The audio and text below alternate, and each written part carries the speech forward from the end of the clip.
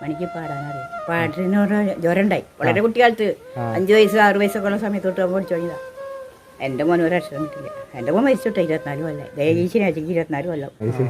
മണിച്ചേട്ടൻ എപ്പോഴും വരുമായിരുന്നു ഇവിടെയൊക്കെ വരും. പിന്നെ ഇതിലൊക്കെ പോകുമ്പോൾ വർത്താനം പറയും. എൻ്റെ മോനും അവനും കൂടി ഒരുമിച്ച് ഈ വീട്ടിലിരുന്ന് ഭക്ഷണം കഴിച്ചും കുടിച്ചും പാലും ചായയും കുടിച്ച് വളർന്നതാണ്. മണിയും മണിയേക്കാളും മൂത്തതൊരു ശാന്താന്ന് പറഞ്ഞിട്ട് മാമ്പറിക്ക് വെച്ചിട്ടുണ്ട് ഒരു പെങ്ങൾ. 2 എൻ്റെ അകത്തേന് കിടന്ന് വളർന്നതാണ്. ഞാൻ ഇവിടെ വരുമ്പോൾ മണിക്ക് 3 വയസ്സായിട്ടില്ല. അന്ന് ആദ്യം മണിച്ചേട്ടൻ എങ്ങനെയായിരുന്നു? പാട്ടിനോടൊക്കെ എങ്ങനെയായിരുന്നു? എൻ്റെ മോന് അപ്പം ഇവിടെ കുത്തിരുന്നിട്ട് ഈ ചവിട്ട് വലത്തങ്ങനെ ഇവിടെ ഒരു തിണ്ണയുണ്ടായി. അപ്പം അതുമ്മ ഈ ആൻ്റപ്പൻ എന്ന് പറഞ്ഞ വ്യക്തി ഇന്ന് കുടിച്ചു കഴിഞ്ഞാൽ നല്ല ഗാനങ്ങൾ പാടും.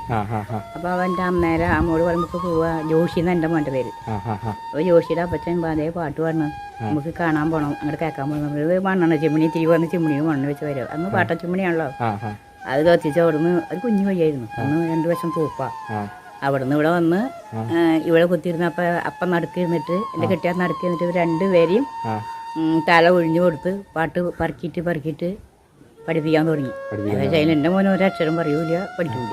മണിക്ക് ഭയങ്കര ഉത്സാഹമാണ്. അതുകൊണ്ട് അവന് പറക്കിയിട്ട് തല ഒഴിഞ്ഞു. അപ്പം എൻ്റെ കെട്ടിയാൽ പറയാം അവനോട്, നീ പാട്ട് പഠിച്ച് ആൻ്റപ്പച്ചേട്ടൻ ചത്താലും മരിച്ചു പോയാലും ആൻ്റപ്പച്ചേട്ടൻ പഠിപ്പിച്ച 4 അടി പാട്ട് നീ എപ്പോഴും എവിടെ പോയാലും പാടണം.